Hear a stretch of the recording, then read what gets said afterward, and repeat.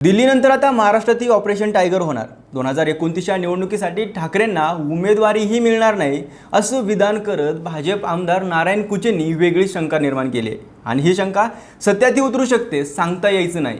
कारण सध्या राजकीय घडामोडी तशा घडत आहेत। ठाकरेंचे 6 खासदार संजय जाधव, संजय देशमुख, नागेश पाटील आष्टीकर, ओमराजे निंबाळकर, भाऊसाहेब वागचौरे, संजय दिना पाटील या लोकसभेच्या खासदारांचा वेगळा गट शिंदेच्या सेनेला जाऊन मिळालाय। तसं पत्र लोकसभा अध्यक्षांना दिलं गेलंय। या 6 खासदारांना 2029चे तिकीट आणि केंद्रीय मंत्रिपदाचं आश्वासन देऊन महाराष्ट्रातली राजकीय समीकरणे बदलली आहेत। पण लोकसभेच्या निवडणुकीत ठाकरेंनी पुन्हा उभी केलेली त्यांची ताकद ही संपुष्टात आली आहे। असं का घडलं? कधी काळी मराठीच्या मुद्द्यावर सुरू केलेली बाळासाहेबांची शिवसेना कशी संपत गेली? नेमकं उद्धव ठाकरेंनी पक्षाची धुरा हातात घेतल्यानंतर सेना संपत चालली आहे का? या आधीच्या फुटीवरूनही उद्धव ठाकरेंनी अजूनही काही धडा शिकलेला नाहीये का? नक्की काय चुकतंय, कुणाचं चुकतंय याचा एक आढावा घेतलाच पाहिजे। त्यासाठी हा व्हिडिओ शेवटपर्यंत बघा। नमस्कार, मी अमोल जाधव आणि तुम्ही पाहताय लगाव बत्ती।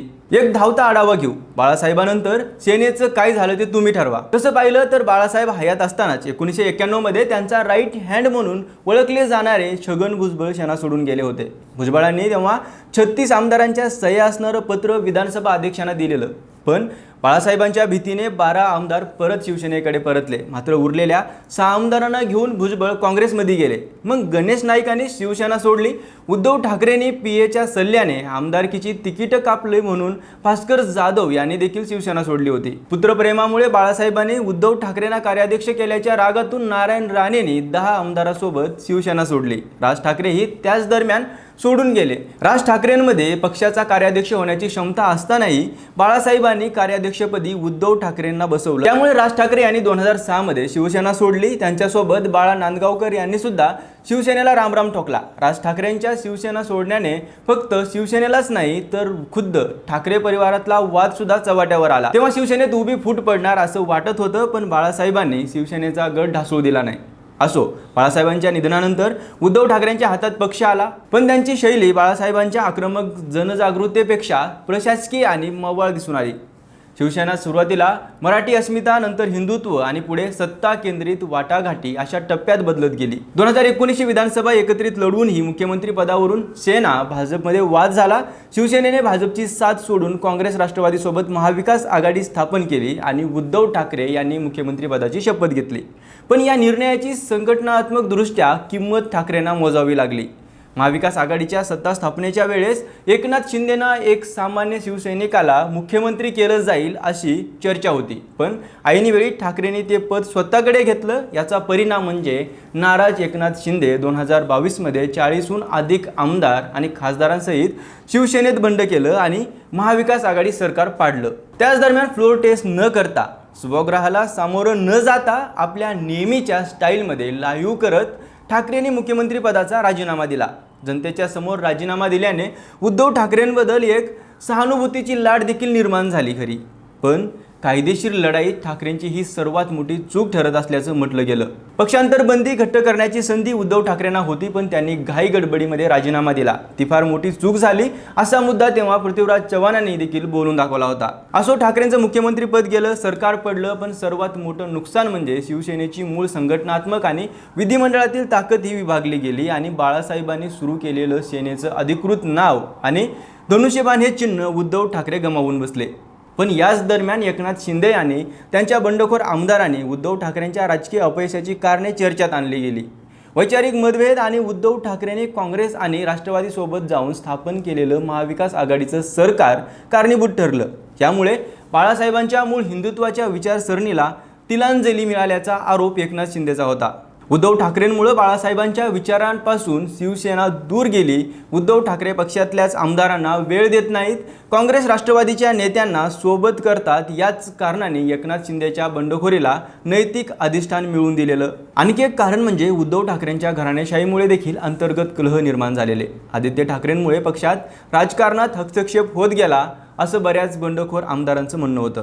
तर राजकीय विश्लेषक आणि विरोधकांचंही असं म्हणणं होतं की उद्धव ठाकरे यांच्या कार्यपद्धतीमुळे काँग्रेस राष्ट्रवादीसोबत केलेल्या आघाडीमुळे सेनेच्या अनेक कट्टर शिवसैनिकांना प्रश्न पडला की पक्षाची मूळ ओळख नेमकी काय राहिली आहे। उद्धव ठाकरेंनी बाळासाहेबांच्या मूळ हिंदुत्वाच्या आणि मराठी अस्मितेच्या विचारांशी तडजोड केली असा आक्षेपही विरोधकांनी घेतला। हा बदल काहींना व्यावहारिक वाटला, पण सेनेचे कोर मतदारांमध्ये संभ्रम निर्माण करणारा ठरला।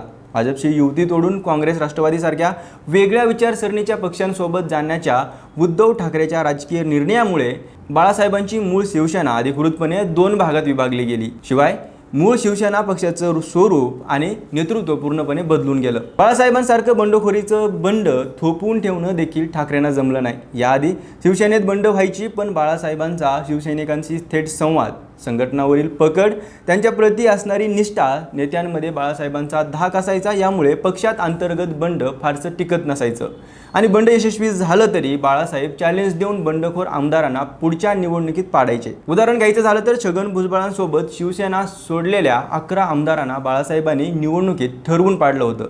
असो, बाळासाहेबांनंतर सेनेत नेतृत्वाचा करिश्मा कमी झाला। उद्धव ठाकरे त्या स्तरावर पोहोचू शकले नाहीत आणि शिवसेनेला उतरती कळा लागली। असो, सेनेची वाताहत फक्त बंडखोरीमुळे झालेली नाहीये, तर आणखी राजकीय चुका महागात पडल्यात। आता शिवसेनेचा प्रॉब्लेम काय होतोय तर मुंबई, मराठी माणूस, मराठी अस्मितेवर राजकारण करणाऱ्या शिवसेनेला याच अस्मितेच्या मुद्द्यावरून अवघ्या महाराष्ट्र कवेत घेता येणार नाही, हे निवडणुकीच्या निकालावरून समजून घ्यावं लागेल। कारण सेनेच्या जशा मुंबईत शाखा आहेत तशी शाखा सिस्टीम राज्यातील सर्व 36 जिल्ह्यामध्ये नाही आहे आणि बोटावर मोजण्या एवढ्या जरी शाखा असल्या तरी त्या सक्रिय नाही आहेत। म्हणूनच सेनेचे सर्वाधिक आमदार मुंबईमध्ये निवडून आले हे स्पष्ट होतं। एकनाथ शिंदेनी याआधी सेनेत केलेलं सर्वात मोठं बंड, ज्याने महाराष्ट्राचं राजकारण हादरून गेलं। आता 4 वर्षांनी पुन्हा एकदा ठाकरेंच्या नकावर टिच्चून शिंदेनी ऑपरेशन टायगर सक्सेसफुल करून दाखवले। यानंतर जेव्हा ठाकरेंच्या नेत्या सुषमा अंधारे यांनी विधान केलं की संजय देशमुख या खासदारांचे कॅप्टन होते, 2 महिन्यापासून खासदारांच्या एकत्र बैठक सुरू होत्या, या सर्व हालचाली आणि ते दगाफटका करणार असल्याची पूर्ण कल्पना आम्हाला आणि पक्ष नेतृत्वाला 2 महिने आधीपासूनच होती। जर या ऑपरेशन टायगरची कानकून नेतृत्वाला लागलेली होती तर मग उद्धव ठाकरेंनी या खासदारांच्या विरोधात कठोर कारवाई का केली नाही? जेव्हा खासदारांच्या फुटीची बातमी समोर आली त्यानंतर त्या खासदारांना अनिल देसाई यांनी व्हीप बजावला। या सर्व हालचाली आधीच का केल्या नाहीत?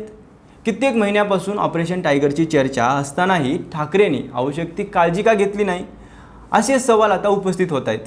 ठाकरेंची अपॉइंटमेंट मिळण्यास अडचणी येतात, ठाकरेंची वेळ मिळत नाही। केवळ उद्धव ठाकरेच नव्हे तर आदित्य ठाकरे यांची भेट घेण्यासाठी अनेकदा प्रयत्न करूनही वेळ न मिळाल्याने खासदारांमध्ये तीव्र असंतोष असल्याचा आरोप होतोय। इतकंच नाही तर पक्षात खासदारांच्या समस्या किंवा रणनीती ठरवण्यासाठी नियमित बैठका घेतल्या जात नव्हत्या। स्थानिक स्वराज्य संस्थांच्या निवडणुका आणि पक्षाच्या मोहिमांसाठी पक्षांकडून कोणताही प्रतिसाद किंवा आर्थिक रसद मिळाली नाही। खासदारांच्या मतदारसंघात उद्धव ठाकरे यांनी भेट द्याव्यात, पण असं घडलं नाही। 2022 मध्ये एवढी मोठी फूट होऊनही पक्ष नेतृत्वाने आपल्या कार्यपद्धतीत बदल केला नाही असा सूर खासदारांमध्ये उमटतोय। इतकंच नाही तर पूर्वीप्रमाणे ज्यांना जायचं आहे त्यांनी जावे अशा प्रकारची भाषा वरिष्ठ नेत्याकडून वापरली गेल्याने नाराज असलेले खासदार अधिक दुरावले गेले असं म्हटलं जातंय। या सर्व अंतर्गत चुका आणि समन्वयाच्या अभावाचा फायदा घेत एकनाथ शिंदे यांच्या नेतृत्वाखाली शिवसेनेने ऑपरेशन टायगर राबवलं आणि ठाकरे गटाच्या 9 पैकी 6 खासदारांना आपल्या बाजूने वळवून घेतले।